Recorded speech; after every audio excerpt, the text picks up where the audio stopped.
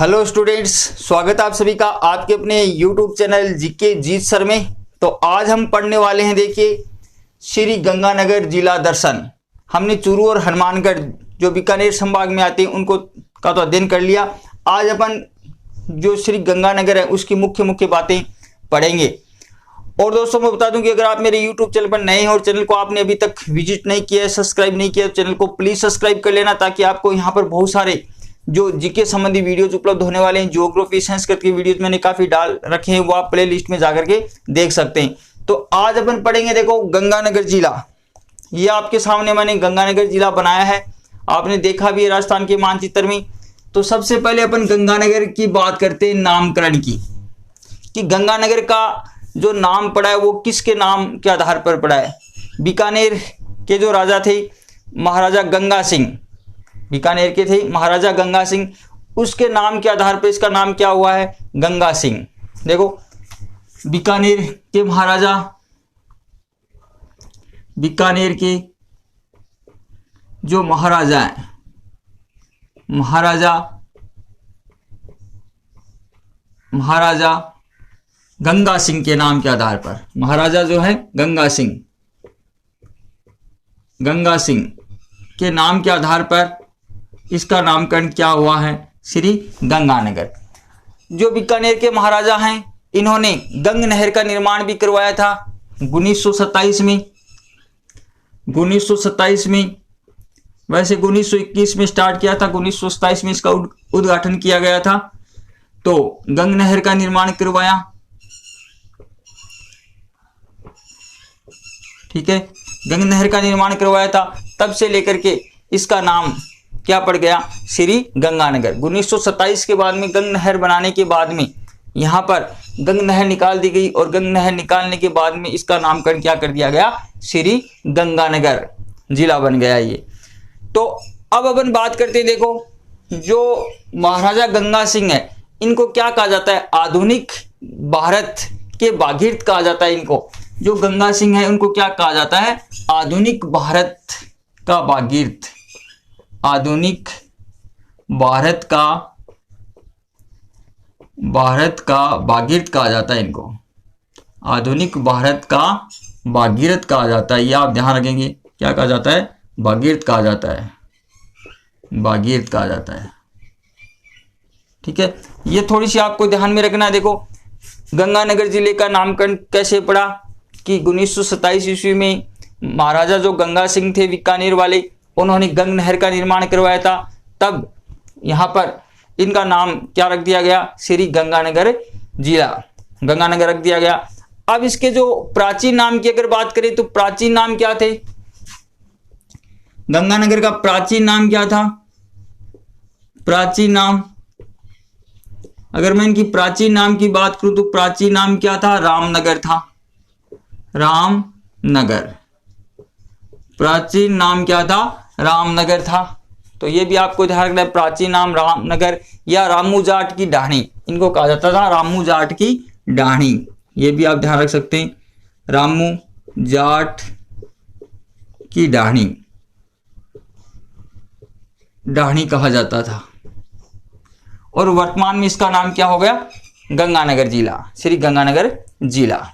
तो आगे होगी बात समझ में। महाराजा गंगा सिंह के नाम के आधार पर इसका नाम रखा गया है श्री गंगानगर जिला।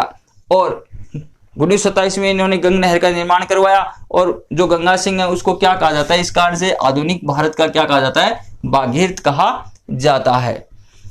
अब देखो, बात करें इनकी क्षेत्रफल की, तो इनका जो क्षेत्रफल है वो 10,978 वर्ग किलोमीटर। जो गंगानगर है उनका क्षेत्रफल कितना है,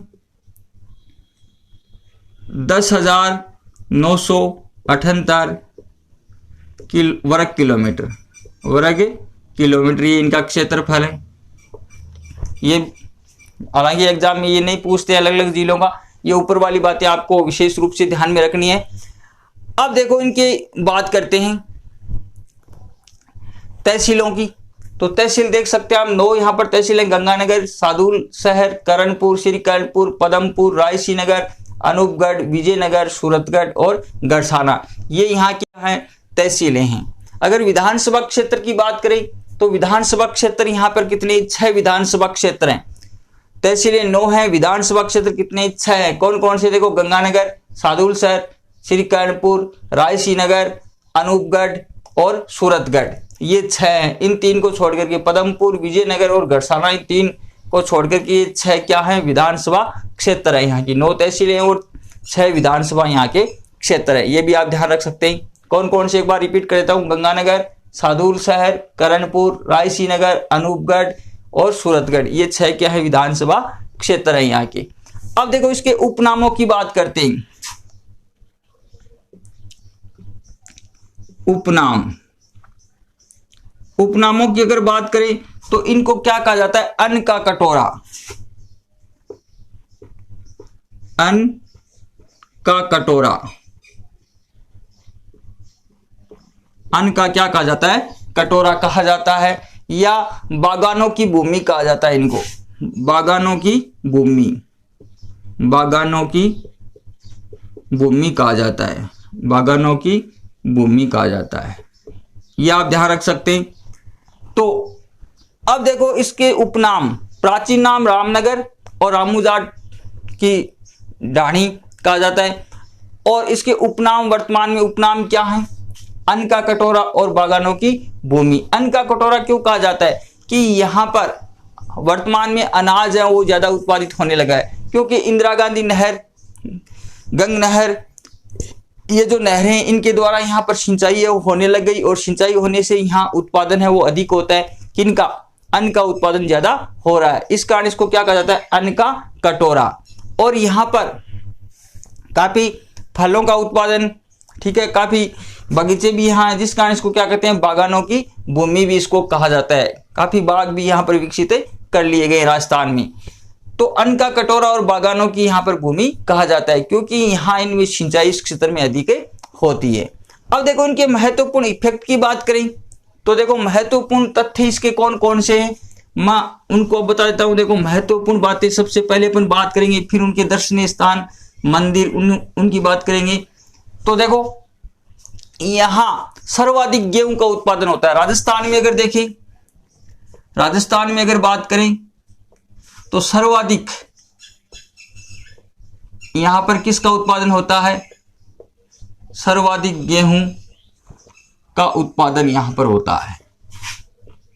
वर्तमान में अगर देखें तो सब सर्वाधिक यहां पर गेहूं का उत्पादन हो रहा है, क्योंकि यहां पर सिंचाई है वो अधिक होने लग गई है। इंदिरा गांधी नहर परियोजना, गंग नहर है, और जो भांगड़ा नागल बांध परियोजना, उनसे यहाँ पर पानी प्राप्त होता है। इन नहरों के माध्यम से, इंदिरा गांधी नहर के माध्यम से, गंग नहर के माध्यम से, जिस कारण से यहाँ पर अन्न का उत्पादन ज्यादा हो रहा है। और अन्न में अगर देखें तो गेहूं का उत्पादन है वो यहाँ पर अधिक होता है। इसी कारण इसको क्या कहते हैं, अन्न का कटोरा कहा जाता है, ठीक है। और गेहूं के साथ साथ यहाँ पर सर्वाधिक फलों का उत्पादन भी हो रहा है। किन का उत्पादन हो रहा है, फलों का उत्पादन भी हो रहा है यहाँ पर। तो फल भी यहाँ पर अधिक होते हैं, ये भी आप ध्यान रख सकते हैं, ठीक है। इसके अलावा अगर हम बात करें, देखो कि ये जो आप क्षेत्र देख रहे हैं, तो यहाँ पर सूर्य की जो किरणें हैं वो सर्वाधिक तिरछी पड़ती है। देखो इधर हम जो राजस्थान से, अगर हम राजस्थान के बांसवाड़ा में सीधी पड़ती हैं कुशलगढ़ के अंदर, और जो हम उत्तर की तरफ जाते हैं तो सबसे जो तिरछी किरणें कहां पर पड़ती हैं, गंगानगर में पड़ती, क्योंकि ये राजस्थान के उत्तर में है।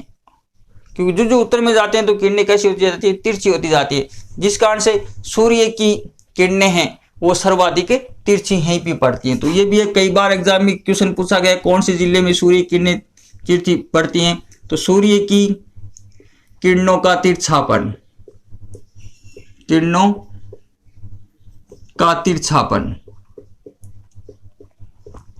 तिरछापन, सूर्य किरणें सबसे तिरछी इसी के अंदर पड़ती हैं। ये आप ध्यान रख सकते हैं, इंपॉर्टेंट बात है, ठीक है। राजस्थान में सर्वाधिक गेहूं, फल और सबसे ज्यादा तिरछी।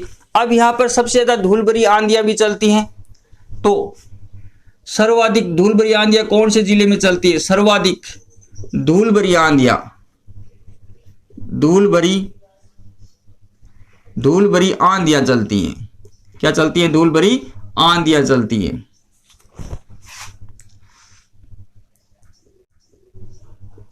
धूल भरी आंधियां यहीं पे चलती है, कितने दिन चलती हैं, 27 दिन यहाँ पर आंधियां चलती हैं। कितने दिन चलती हैं? 27 दिन चलती है। धूल भरी आंधियां यहाँ पर सर्वाधिक चलती हैं। ठीक है। इसके अलावा यहाँ पर बात करें तो यहाँ पर सर्वाधिक कृषि उपज मंडियां पाई जाती हैं। सर्वाधिक कृषि उपज मंडियां, सर्वाधिक कृषि उपज मंडियां यहीं पे हैं। कृषि उपज मंडियां, क्योंकि यहाँ पर खेती अधिक होने लग गई है और खेती अधिक होने से यहाँ पर गेहूं का उत्पादन भी ज्यादा हो रहा है, फलों का उत्पादन भी हो रहा है और कृषि उपज मंडियां भी यहाँ पर क्या है? अधिक है। सर्वाधिक कृषि उपज मंडियां हैं। ठीक है। अब यहाँ पर बात करें तो यहाँ पर न्यूनतम स्थायी चारागाह वह गोचर भूमि वाला एक क्षेत्र है। न्यूनतम स्थायी चारागाह, स्थायी चारागाह वह गोचर भूमि वाला क्षेत्र है। ये गोचर भूमि वाला ये क्षेत्र है। तो क्योंकि यहां पर वर्तमान में देखें तो सिंचाई ज्यादा होती है, मैंने आपको बताया सिंचाई होने से यहाँ पर जो अनाज है वो ज्यादा उत्पादित होने लग गया है। यहाँ पर बागान है वो लगा दिए गए हैं। ठीक है। यहाँ पर कई कृषि उपज मंडियां भी हो गई हैं कृषि होने से। और यहाँ पर अगर देखें तो अब चारागाह भूमि है, पशुओं को चराने का जो स्थान है वो क्या रह गया है? कम रह गया है। स्थायी की अगर बात करें तो स्थायी चारागाह यहाँ पर क्या है? न्यूनतम है और गोचर भूमि वाला भाग है ये। ठीक है। आ गई होगी बात समझ में। इसके अलावा कुछ और भी बात है। सर्वाधिक सिंचाई वाला ये जिला है। नहरों के द्वारा बात करें तो सर्वाधिक सिंचाई वाला, नहरों के द्वारा सर्वाधिक सिंचाई वाला। और नहरों में बात करें तो सर्वाधिक इनसे सिंचाई है वो भाखड़ा नागल परियोजना से होती है। भाखड़ा नागल परियोजना, जिनसे इंदिरा गांधी नहर है, गंग नहर है, उनके द्वारा यहाँ पर सिंचाई हो रही है। ठीक है। तो सर्वाधिक यहाँ पर सिंचाई होती है। अब इसके अलावा बात करें तो यहाँ पर राज्य का प्रथम निजी आयुर्वेदिक जो विश्वविद्यालय है वो यहीं पे है। मुख्य बातें में अगर देखें तो अगर मुख्य बातों में देखें, देखो लाइट चली गई है, थोड़ा सा मैं खोल लेता हूं। ठीक है। तो राज्य का प्रथम निजी, राज्य का प्रथम निजी आयुर्वेदिक विश्वविद्यालय है।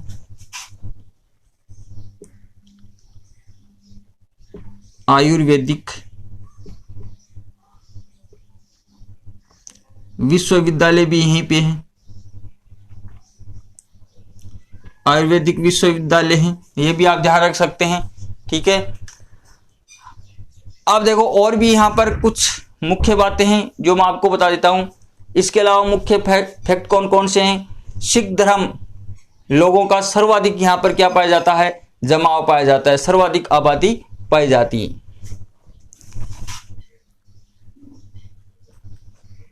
सिख धर्म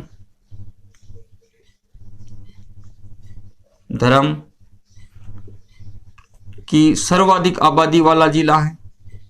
सर्वाधिक आबादी, पंजाब यहाँ पास में पड़ता है तो सर्वाधिक आबादी वाला ये क्षेत्र है, जिला है, सर्वाधिक यहाँ पर आबादी पाई जाती है। ठीक है। इसके अलावा अगर बात करें तो और भी इसके मुख्य अनुसूचित जो जाति हैं वो सर्वाधिक यहीं पे पाई जाती है। और किन्नू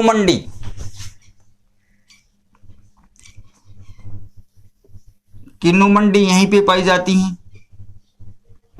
और न्यूनतम दशकीय जनसंख्या वृद्धि वाला जिला, दशकीय जनसंख्या वृद्धि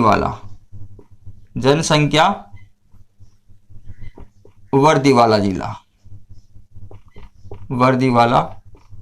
देखो ये क्वेश्चन है जो एग्जाम में कई बार पूछे गए और बार बार ये क्वेश्चन है वो पूछे भी जाते हैं। इसी कारण मैंने सबसे पहले इनके बारे में बताया। सर्वाधिक गेहूं, सबसे ज्यादा फल होने से यहाँ पर कृषि उपज मंडियां भी अधिक है, क्योंकि सिंचाई परियोजना चल रही तो सर्वाधिक सिंचाई वाला भी ये क्षेत्र है। नहरों के द्वारा सर्वाधिक सिंचाई, सर्वाधिक यहाँ पर धूलभरियां आंधियां भी चलती हैं, तो आंधियों वाला जिला भी गंगानगर हो गया, 27 दिन चलती हैं। और सर्वाधिक सबसे तिरछी जो किरणें पड़ती हैं सूर्य, कौन से जिले में, तो श्री गंगानगर के अंदर पड़ती हैं। और अब कृषि ज्यादा होने से यहाँ स्थायी चारागाह क्या रह गए, कम हो गए। तो स्थायी चारागाह, न्यूनतम स्थायी चारागाह वाला क्षेत्र, और राज्य का प्रथम निजी आयुर्वेदिक जो विश्वविद्यालय, उनकी स्थापना भी यहीं पे की गई है। अब सिख धर्म की सर्वाधिक आबादी वाला जिला भी है गंगानगर राजस्थान में, और यहाँ पर किन्नौ मंडी भी पाई जाती है, और न्यूनतम दशक की जनसंख्या वृद्धि वाला ये जिला है। इसके अलावा और भी मुख्य जो फैक्ट अगर बात करें तो देखो, और भी बहुत सारे जो मुख्य मुख्य बातें हैं जो एग्जाम में, कई बार एग्जाम में पूछी जाती हैं। देखो यहाँ पर जो अंतर्राष्ट्रीय और अंतर्राज्यीय सीमा बनाने वाला ये जिला है, दोनों प्रकार की सीमा बनाता है। एक तरफ तो यहाँ पर देखें तो ये पाकिस्तान लगता है यहाँ पर, तो ये अंतर्राष्ट्रीय सीमा, और इधर कौन सी हो गई जो है यहाँ पर पंजाब वगैरह लगता है, तो अंतर्राज्यीय सीमा। तो अंतर्राष्ट्रीय और अंतर्राज्यीय सीमा बनाने वाला भी ये क्षेत्र है। और पाकिस्तान के सर्वाधिक जो नजदीकी जो जिला हैं, जो मुख्यालय हैं, वो कौन सा है, गंगानगर है। ये भी ध्यान रख सकते हैं, पाकिस्तान है इधर, तो सबसे नजदीकी जो मुख्यालय है वो कौन सा है, गंगानगर है। और यहाँ पर अगर गंगानगर की बात करें तो गंगानगर की जो यहाँ पर सीमा लगती है वो कितनी लगती है, 228 किलोमीटर लगती है। ये जो सीमा लगती है पाकिस्तान के, ये 228 किलोमीटर लगती है। पाकिस्तान की सीमा लग रही है यहाँ पर, ये कितनी लग रही है, 228 किलोमीटर लग रहे हैं। तो ये भी ध्यान रख सकते हैं, अंतर्राष्ट्रीय और अंतर्राज्यीय दोनों प्रकार की सीमा बनाता है, ठीक है। और पाकिस्तान की कितनी सीमा लगती है, 228 किलोमीटर लगती है। और सर्वाधिक नजदीकी जो मुख्यालय है वो कौन सा हो गया, श्री गंगानगर हो गया, ठीक है। अब देखो और भी यहाँ पर मुख्य बात करें तो यहाँ का जो उत्तरी क्षेत्र है, यहाँ पर एक कोणा गांव है। कौन सा गांव है, कोणा गांव। ये कोणा गांव है, कोणा गांव, ठीक है। ये उत्तरी, सबसे उत्तरी राजस्थान का उत्तरी भाग है राजस्थान का, ये कोणा गांव। ये भी आप ध्यान रख सकते हैं, कई बार आपसे पूछा जाता है कि राजस्थान का सबसे उत्तरी जो भाग है वो कौन सा है, कोणा गांव। और तिरछी किरणों की अगर बात करें गांव में पूछा जाए तो कोणा गांव, गंगानगर तहसील और श्री गंगानगर जिला। ये आप ध्यान रख सकते हैं, कोणा गांव है सबसे राजस्थान का उत्तरी जो छोर है वो कौन सा है, कोणा गांव है, गंगानगर तहसील है और श्री गंगानगर जिला है, ठीक है। अब देखो बात करें कि यहां पर जो पाकिस्तान के अंदर राजस्थान का जो उत्तरी भाग है, जो सीमा आरंभ होती है वो कहां से होती है, हिंदू मलकोट से। तो ये जो यहां पर भाग है हिंदू मलकोट, ये भी आप ध्यान रख सकते हैं, हिंदू मलकोट, हिंदू मलकोट।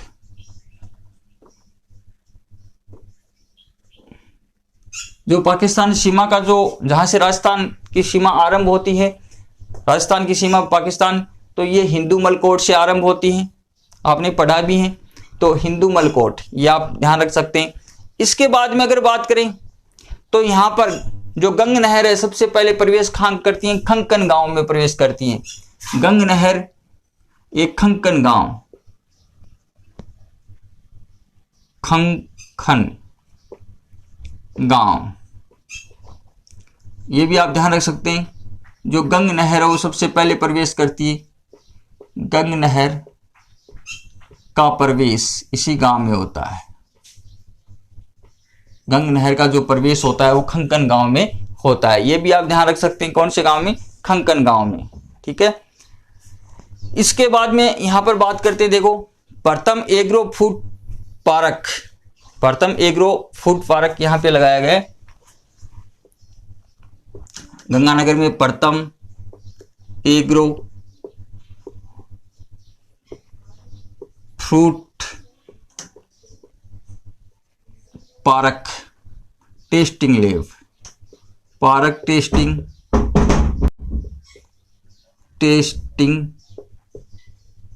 लैब की स्थापना भी कहाँ की गई है, गंगानगर में की गई है।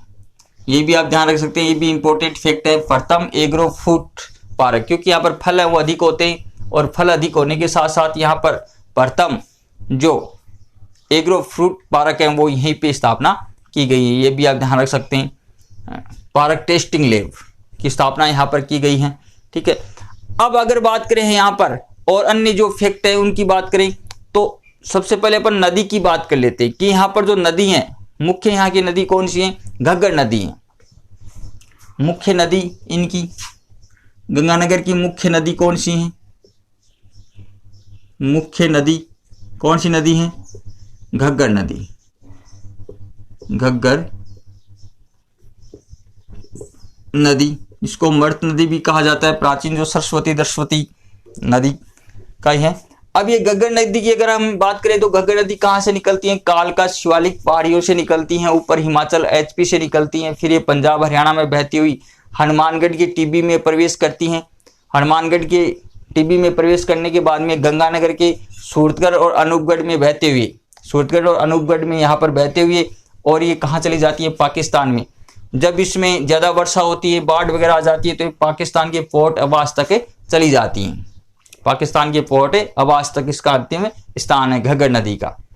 ठीक है, इनका जो बहाव क्षेत्र है उनको क्या कहते हैं? नाली या पाट कहते हैं। यहाँ पर जो हनुमानगढ़ की कालीबंगा है वो सभ्यता विकसित हुई है।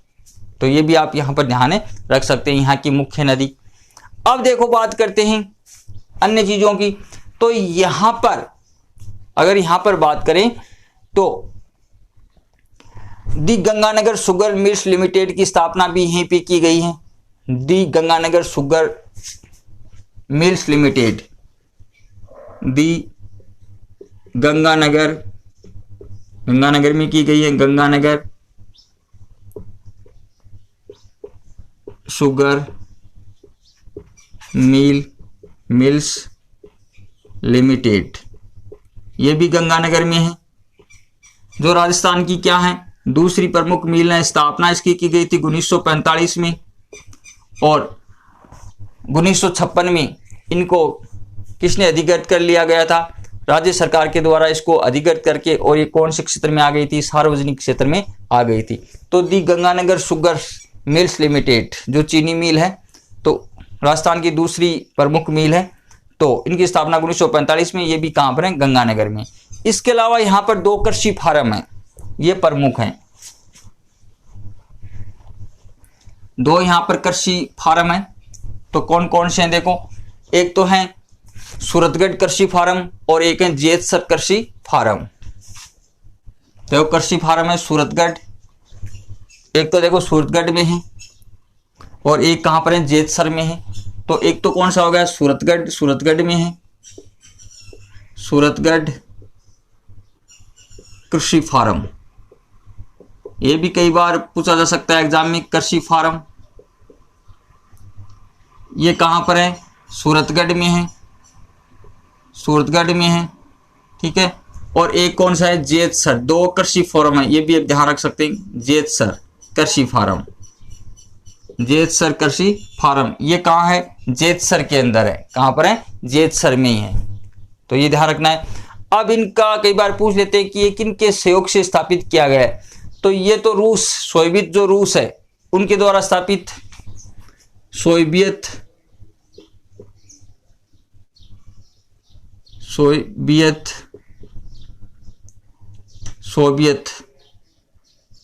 रूस के सहयोग से इसकी स्थापना की गई है। और इनकी स्थापना किनके द्वारा?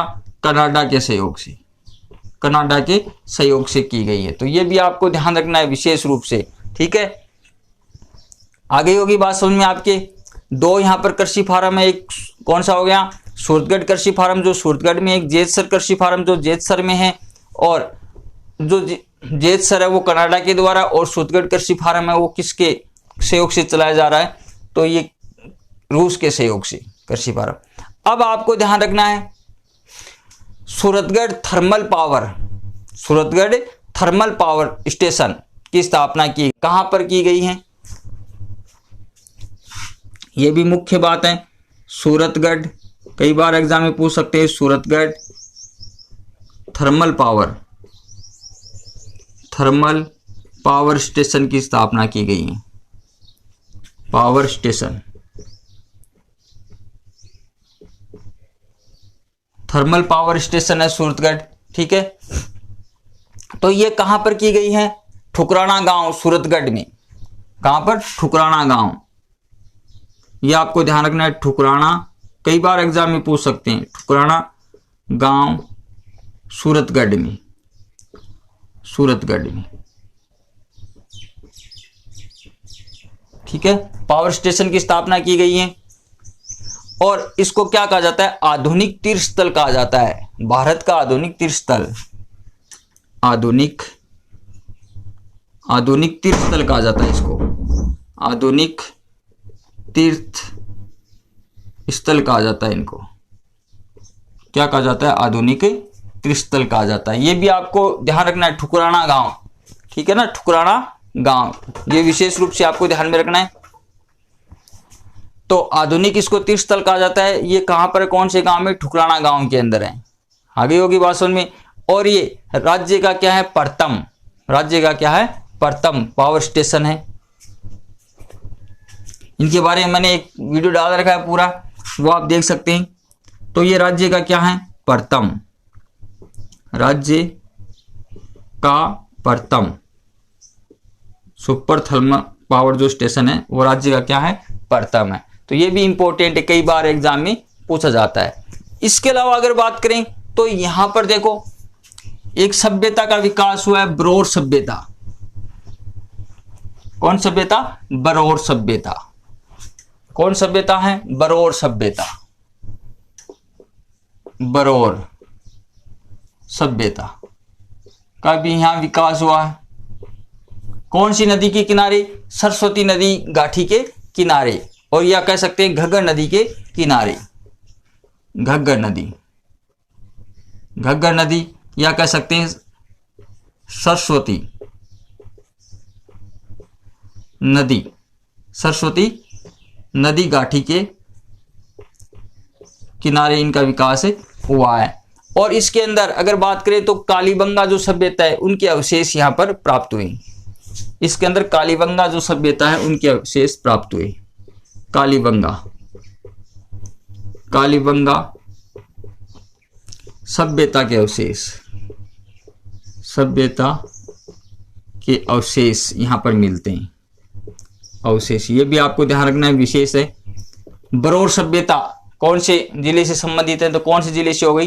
गंगानगर जिले से, श्री गंगानगर जिले से हो गई। और यहाँ पर कौन सभ्यता के अवशेष मिलते हैं?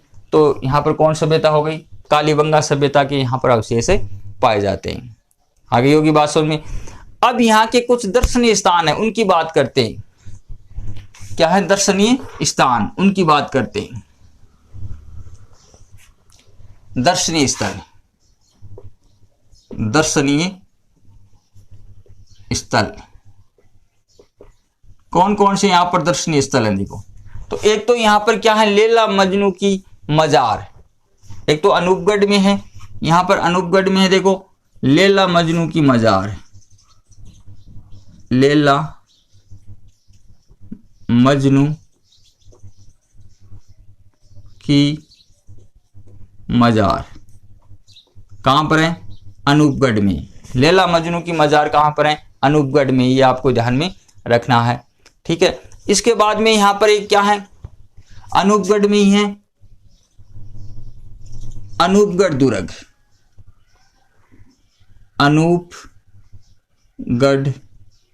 दुर्ग जो महाराजा अनूप सिंह ने बनाया था। किसने बनाया था? महाराजा अनूप सिंह के द्वारा ये बनाया गया है। और ये घग्गर नदी के किनारे हैं। अनूप सिंह के द्वारा निर्माण, अनूप सिंह के द्वारा किया गया, महाराजा अनूप सिंह के द्वारा इसका निर्माण किया गया।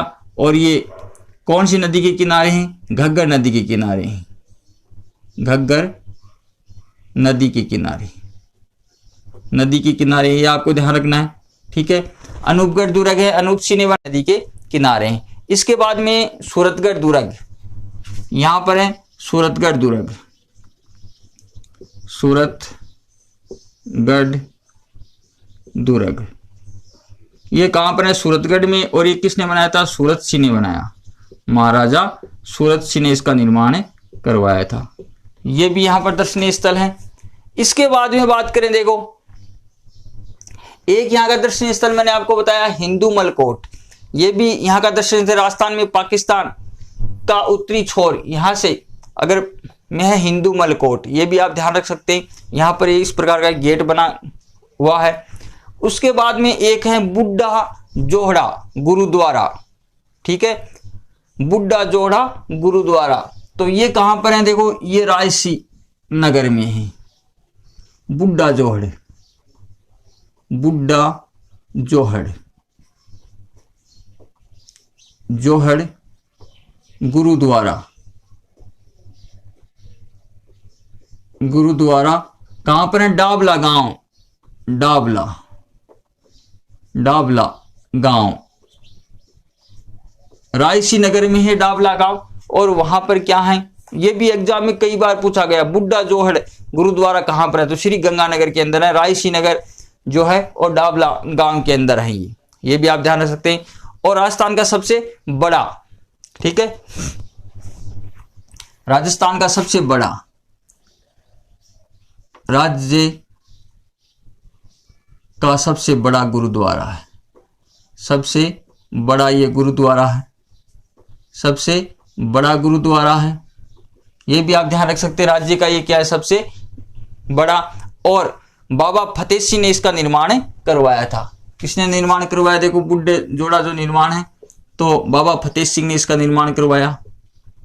बाबा फतेह सिंह, किसने, बाबा फतेह सिंह ने इसका निर्माण करवाया था, ठीक है, बाबा फतेह सिंह ने इसका निर्माण करवाया था।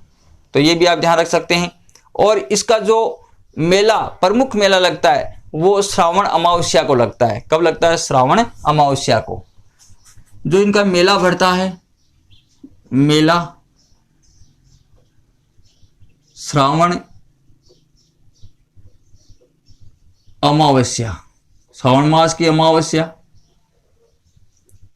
अमावस्या के दिन बढ़ता है। तो ये आप ध्यान रख सकते हैं, ठीक है। बुड्ढा जोड़ गुरुद्वारा कहाँ है, डाबला गांव, रायसी नगर, श्री गंगानगर के अंदर है। और राज्य का सबसे बड़ा ये मेला है, मेला लगता है। और अगर बात करें तो श्रावण मास की अमावस्या को प्रमुख रूप से मेला लगता है और बाबा फतेह सिंह ने इसका निर्माण करवाया था। तो ये भी आप ध्यान रख सकते हैं। आ गया होगा बात समझ में, आपकी आ गई होगी बात समझ में। तो ये सिक्कों का अगर बात करें तो सबसे प्रमुख मेला है। अब बात करते हैं, देखो यहां पर है डाडा पंपाराम जी का डेरा विजयनगर में। ये विजयनगर है, डाडा पंपाराम जी का डेरा, पंपा राम जी का डेरा। ये कहां पर है, विजयनगर में। पंपाराम जी का डेरा कहां पर है, विजयनगर में है, ठीक है ना। और यहां पर फाल्गुन माह में मेला बढ़ता है। मेला कब लगता है, फाल्गुन में, फाल्गुन, फागुन का जो महीना है उसमें फाल्गुन महीने में यहां पर मेला बढ़ता है। ये भी आप ध्यान रख सकते हैं। ये भी दर्शनीय स्थान हो गया। और यहां पर पंपाराम जी की क्या है, समाधि भी है। और सिख धर्म का आस्था का केंद्र है ये, सिख धर्म आस्था का केंद्र, आस्था का क्या है, केंद्र है, ठीक है। सिख धर्म आस्था का ये प्रमुख केंद्र है। उसके बाद में अगर बात करें तो ये देखो पदमपुर, पदमपुर में एक मंदिर है, जाम्बेश्वर सूर्य मंदिर। जाम्बेश्वर सूर्य मंदिर कहां है,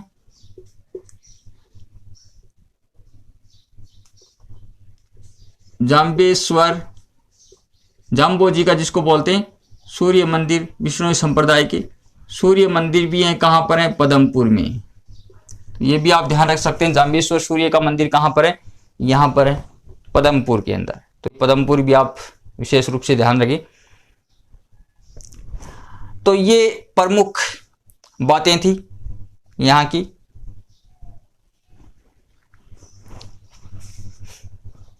तो एक बार मैं दर्शनीय स्थानों की दोबारा चर्चा कर देता हूं। देखो कौन कौन से दर्शनीय स्थान है यहाँ के।